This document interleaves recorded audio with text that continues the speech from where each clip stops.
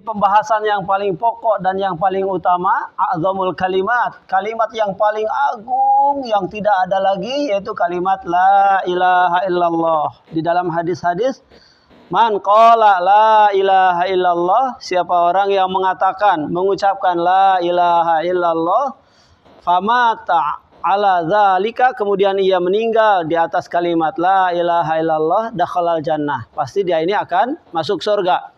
Sebagaimana hadisnya dari Abu Dzar Al-Ghifari, maka Abu Dzar Al-Ghifari mengatakan, wa in zana wa in syarok ya Rasul, maka kata Rasul, wa in zana wa in syarok, sekalipun dia berzina, mencuri, dia akan masuk surga manakala mengatakan la ilaha illallah. Oleh sebab itu, kalimat la ilaha illallah memiliki rukun, memiliki syarat, dan memiliki makna. Siapa yang mengerti kalimat la ilaha illallah, mengerti rukunnya, mengerti syaratnya dan maknanya, pasti masuk surga. Apapun pekerjaan atau apapun dosa yang pernah ia kerjakannya. Maka perhatikan kalimat la ilaha illallah itu adalah al-maqsud. Maksud diciptakannya jin dan manusia adalah untuk beribadah kepada Allah, yaitu untuk mengenal la ilaha illallah. Maka setiap kita sholat, kita sering mengutarakan di dalam surat Al-Fatihah dengan lafaz iyyaka na'budu wa iyyaka nasta'in. Hanya kepadamu kami ini beribadah dan hanya kepadamu kami memohon pertolongan. Kalimat iyyaka na'budu sebagaimana sudah dibahas di pembahasan sebelumnya juga, iyyaka na'budu itulah makna atau maksud dari kalimat la ilaha illallah, bahwa hanya Allah Subhanahu wa taala saja yang disembah. Sebagaimana di sini dijelaskan la ilaha illallah maknanya adalah la ma'budu bihaqqin illallah. Tidak ada zat yang berhak diibadahi dengan sebenar-benarnya ibadah kecuali Allah. Itulah iyyaka na'budu yang kita ucapkan. Kemudian wa iyyaka nasta'in itu adalah sebagai wasilah. Wasilah untuk sampai kepada maksud, yaitu kepada kalimat la ilaha illallah. Kita akan tidak akan mampu beribadah kepada Allah kecuali harus melalui pertolongan, karunia dan rahmat dari Allah. Maka kalimat iyyaka nasta'in itu adalah hauqalah, la haula wala quwata illa billah. Sehingga setiap kita mendengarkan azan hayya 'alas shalah, maka apa yang diucapkan? La haula wala quwata illa billah. Tidak ada daya dan kemampuan kita untuk beribadah kepada Allah, untuk mengerjakan ketaatan-ketaatan kecuali hanya dengan pertolongan Allah. Begitupun hayya 'alal falah, maka dijawab la haula wala quwata illa billah.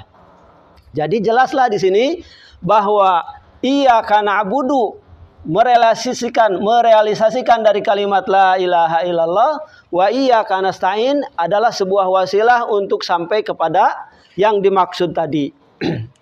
Maka kalimat la ilaha illallah memiliki dua rukun. Diingat-ingat, dihafal mati ini kalimat la ilaha illallah. Rukun yang pertama an-nafyu. Dia harus menafikan, meniadakan, tidak ada sesembahan. Kemudian illallah. Rukun yang kedua dia harus isbat, menetapkan.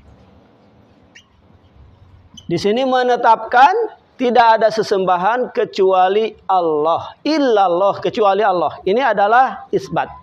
Manakala kita tidak menafikan, tidak ada sesembahan Allah, kita tidak menafikannya, kemudian tidak mengisbatkan, tidak menetapkan bahwa hanya Allah saja yang berhak diibadahi, maka sekalipun 1.000.000 kali, sekalipun setiap hari mengucapkan kalimat la ilaha illallah, la ilaha illallah, niscaya kalimat tersebut tidak akan bermakna dan tidak akan ada arti di hadapan Allah Subhanahu wa taala.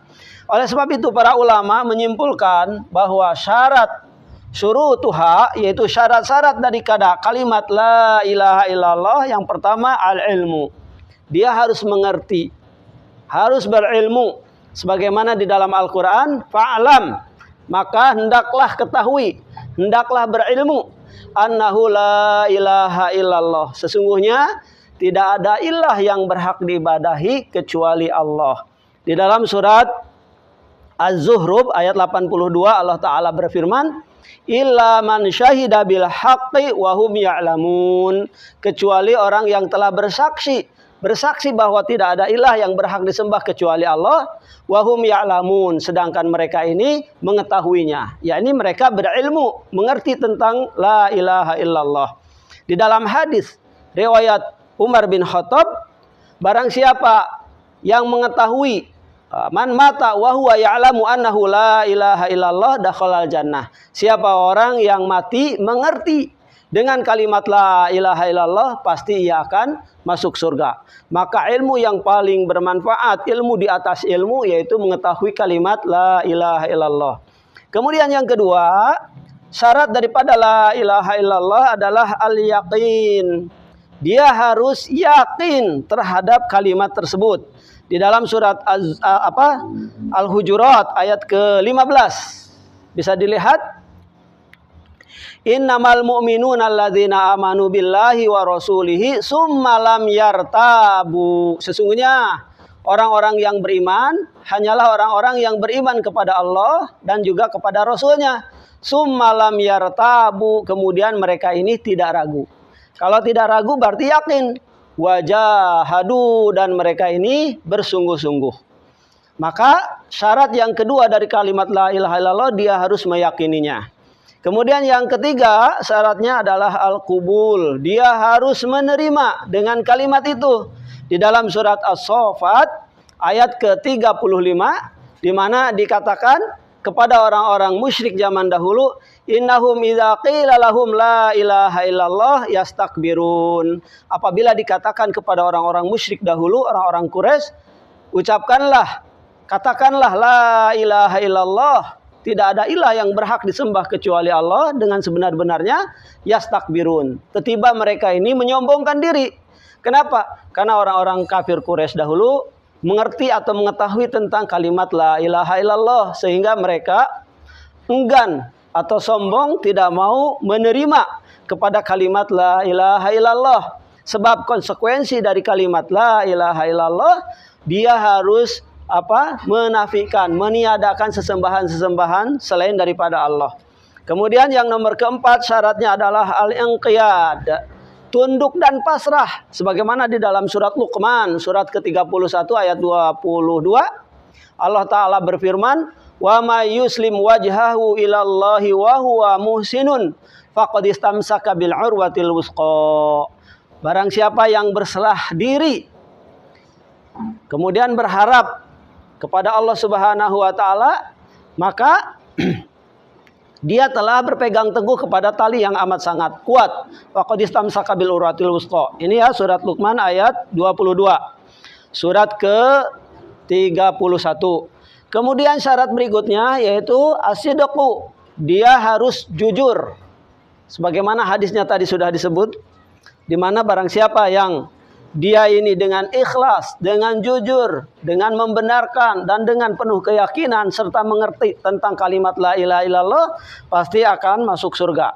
Sebagaimana Allah menceritakan tentang orang-orang munafik di dalam surat Al-Baqarah surat kedua ayat 9. Wa minan nasi may yaqulu amanna billahi wa bil yaumil akhir wa ma hum bimumin. Dan sebagian dari manusia ada yang mengatakan kami telah beriman kepada Allah dan juga kepada hari akhir, wa ma hum bimuminin, padahal mereka tidaklah bersama orang-orang yang beriman.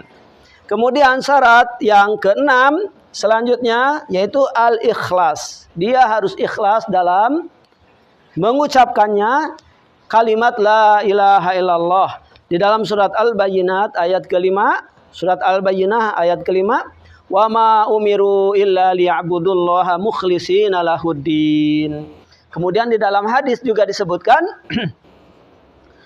man qala la ilaha illallah atau man syahida annahu la ilaha illallah yabtagi bidzalika, dia ini berharap dengan mengucapkan kalimat la ilaha illallah, yaitu berharap wajhullah, keridhaan dari Allah Subhanahu wa taala, keikhlasan, niscaya Allah haramkan baginya akan neraka. Maka hendaknya kita ikhlas di dalam mengucapkan kalimat la ilaha illallah. Kemudian yang kelima, al-mahabbah. Bukan yang kelima, berarti yang ketujuh, yaitu al-mahabbah. Penuh dengan kecintaan pada kalimat tersebut. Bisa dilihat di dalam surat Al-Baqarah ayat 165. Di mana Allah Ta'ala berfirman, wa minan nasi may yattakhidhu min dunillah andadan yuhibbunahum kahubbillah. Dan di antara manusia ada yang menjadikan andad, tandingan-tandingan selain daripada Allah. Yuhibbunahu, mereka mencintai kepada tandingan-tandingan itu kahubbillah, atau yuhibbunahum kahubbillah. Mereka mencintai tandingan-tandingan itu, sesembahan-sesembahannya itu seperti orang-orang beriman mencintai Allah. Walladzina amanu asyaddu hubbalillah. Adapun orang-orang yang beriman amat sangat mencintai Allah Subhanahu wa taala. Maka makna la ilaha illallah adalah tadi la ma'buda bihaqqin illallah. Tidak ada zat yang berhak diibadahi dengan sebenar-benarnya illallah, kecuali Allah Subhanahu wa taala. Ini makna daripada kalimat la ilaha illallah.